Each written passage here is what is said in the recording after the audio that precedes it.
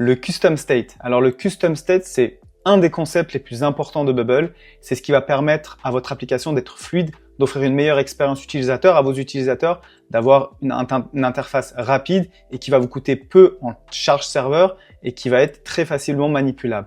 Je vous montre. Alors là ici, on est sur une interface simple. Le custom state, c'est typiquement, je suis sur mon application, j'ai créé une single page app, c'est-à-dire que je ne vais avoir qu'une seule page avec différents blocs que je vais afficher ou cacher en fonction de ce que je souhaite. Là, je suis sur une page accueil, j'ai ma barre de navigation. Quand je vais sur produit, j'arrive sur une vue produit. Lorsque je clique sur profil, j'arrive sur une vue profil. Et c'est ce qui va me permettre de naviguer différemment de pouvoir naviguer entre différentes pages et différentes vues et permettre à mon utilisateur de réaliser différentes actions. Là, l'expérience est fluide, elle est instantanée et surtout, elle me coûte absolument rien en workflow unit. Donc, je n'interagis absolument pas avec le serveur, j'interagis uniquement du côté du navigateur. Qu'est-ce qui se passe si j'actualise ma page? Mon custom state se réinitialise, il s'efface, il va se réinitialiser à sa valeur d'origine, qui est en l'occurrence ici une certaine valeur qui me permet de voir la page accueil. Donc on va voir ensemble tout de suite comment on peut utiliser les custom states pour avoir ce genre de rendu. Je suis du côté de mon éditeur. L'objectif n'est pas de montrer toute la manière dont j'ai construit ou tout ce que j'ai fait, c'est surtout de voir comment j'utilise les custom states pour avoir cette expérience au niveau de l'interface. Alors, j'ai tout simplement une page.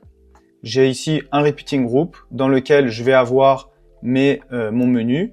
Donc, mon menu, ma navigation bar, c'est un option set. Ici, j'ai OS, menu navbar, j'ai accueil, produit, profil, tout simplement. Dans mon repeating group, donc, je vais aller chercher tous mes option sets, all OS, menu nav. Je vais les afficher dans un groupe, tout simplement. Et j'ai mis des conditionnels dessus. Donc, on va voir comment ça se passe. À droite, ici, j'ai un groupe. Dans ce groupe, je vais avoir, on va revenir sur ce texte-là après, j'ai accueil, produit, profil. Ces trois groupes qui sont par défaut cachés. C'est une bonne pratique, c'est par défaut de les cacher. Dans le cas d'une single page app, la bonne pratique, c'est de cacher les éléments et de les afficher lorsqu'on le souhaite. Mais globalement, comment l'affichage se fait? J'ai créé un custom state et je crée mon custom state où est-ce que je veux. C'est-à-dire que je peux aussi bien créer mon custom state au niveau d'un groupe, qu'au niveau d'un repeating group, qu'au niveau d'un groupe dans un autre groupe, qu'au niveau d'une icône, qu'au niveau d'un texte. Il suffit d'aller sur l'élément souhaité, cliquer sur le petit i ici et mettre Add a new custom state.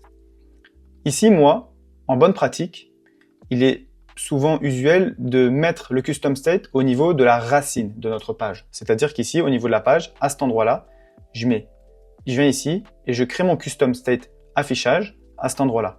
Pourquoi?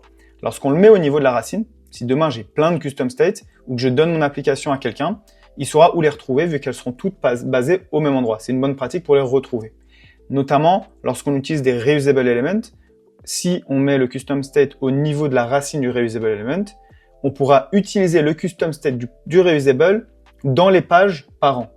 Et c'est ça le plus important. C'est aussi qu'on peut utiliser un custom state d'un reusable dans les pages par an. Ici, au niveau de ma page, j'ai créé le custom state affichage. Bon. Il est aussi assez usuel de bien nommer, c'est-à-dire moi, j'utilise beaucoup CS. C'est pour pouvoir comprendre que je suis bien sur un custom state. Donc, quand je vais travailler avec ma donnée, tous les éléments, il y aura marqué à chaque fois CS, je saurai que c'est un custom state. Ici, je définis le type de mon custom state. Ça peut être un option set, ça peut être un data type, ça peut être les types classiques, texte, nombre, ça peut être même des plugins. Ça peut être tout et n'importe quoi. C'est vraiment un élément dans lequel on va mettre de la donnée. Et il va falloir typer cette donnée. C'est vraiment comme un field, un champ dans une base de données, sauf que ça va pas être persistant. À chaque rafraîchissement, à chaque fois qu'on va rafraîchir notre page, la donnée va disparaître et se réinitialiser. Donc là, en l'occurrence, ici, moi, c'est une option set, c'est de type menu nav, d'accord? Et je vais lui affecter une valeur par défaut. Donc à chaque fois que je vais refresh, je vais me retrouver sur la valeur accueil. J'aurais pu rien mettre aussi, mais j'ai décidé de laisser sur accueil. Et mon option set peut aussi bien être une liste, c'est-à-dire que ça peut être une liste de valeurs, ça peut être une liste de users, ça peut être une liste de produits, ça peut être vraiment tout et n'importe quoi, comme dans une base de données. Donc là ici, mon CS affichage, c'est de type menu navbar accueil. Super.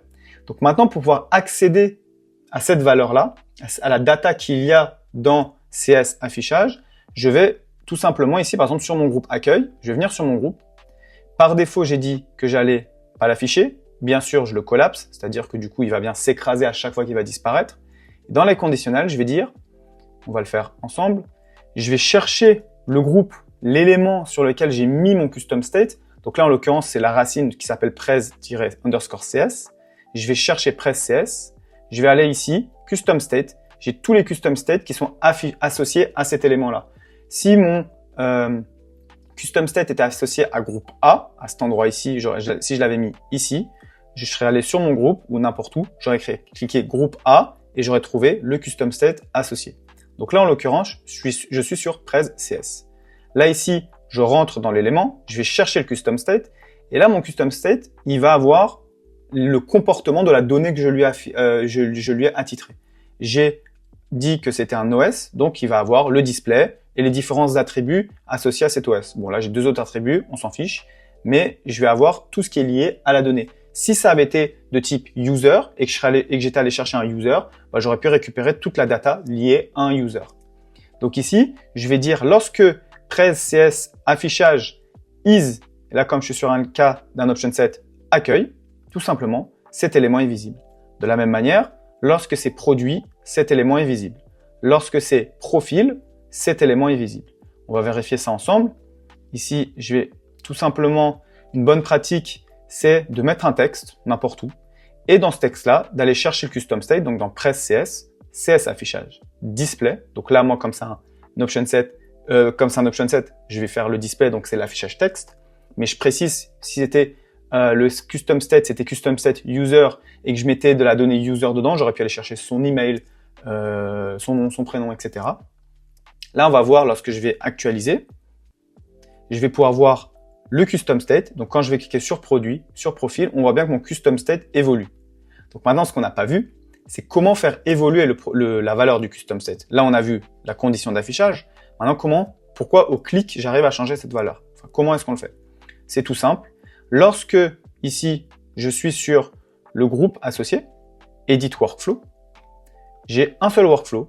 L'action dans le workflow, c'est l'action Set State. Set State of an Element. Je vais cliquer dessus. On va le faire ensemble. On va supprimer celui-là. Je vais aller de la même manière chercher l'élément auquel est associé le custom state. Donc ici, c'est prez-cs. Et je vais avoir la liste de tous les custom states. Si j'en avais 10, j'aurais eu 10 custom states affichés. Là, je clique dessus. La valeur auquel je vais lui associer, je vais lui donner ici. Ça va pas être ACL, ça va pas être produit, ça va pas être profil. Ça va être la cellule sur laquelle je suis. Tout simplement. Current Sales, OS, menu nav. Tout simplement. Et bien entendu, je ne mets pas display parce que display, c'est de type texte. Et moi, j'ai précisé que CS affichage, je le remontre ici, c'est pas de type texte, c'est de type menu nav. Donc, c'est un option set. Donc, à chaque fois que je vais cliquer ici dans mon repeating group sur ce groupe-là, le current sales, il va être associé, enfin, ça va être un option set.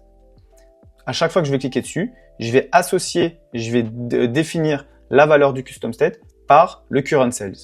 Et ça me donne exactement le comportement qu'on souhaite ici, qui est de, quand je clique sur profil, je suis sur dans le repeating group, je suis sur le sales profil, je clique, le CS prend la valeur profil, le groupe affiche l'élément associé à profil, car on l'a mis dans les conditionnels. Et de la même manière, au niveau ici de l'affichage et du formatage, je précise tout simplement que quand current sales, donc de mon repeating group, menu nav, c'est prez, donc c'est la valeur du custom state. Attention, la valeur donc de la cellule, je suis sur accueil. Si c'est égal à ce qu'il y a dans le custom state, dans la boîte, on peut imaginer ça comme une boîte, alors la couleur, le background sera vert. Donc là ici, produit, je clique ici, je suis bien sur produit, donc cette cellule-là est égale à la valeur qu'il y a dans le custom state, donc le fond le background sera vert. De la même manière ici, quand je clique, ça vient sur profil. Donc il est important de pouvoir maîtriser, comprendre les custom states pour pouvoir exploiter le plein potentiel d'une application. On va voir, là quand j'actualise, bon je suis sur accueil donc ça marche pas, donc je vais mettre sur profil, je vais actualiser et on retourne bien sur la valeur initiale, sur la valeur par défaut. Donc il faut savoir, donc le custom state permet d'avoir vraiment une expérience utilisateur hyper fluide. vraiment très rapide, de consommer très peu de ressources, voire pas du tout. Là, on est clairement sur le navigateur de l'utilisateur. Par contre, il est hyper important de savoir que les custom states ne sont absolument pas sécures. Ce n'est pas les bases de données, il n'y a pas de privacy rules dessus, et c'est pas côté serveur, c'est vraiment côté client. Donc on ne renseignera jamais de données sensibles, comme des clés API, des numéros de carte bancaire, des codes et des mots de passe, dans les custom states.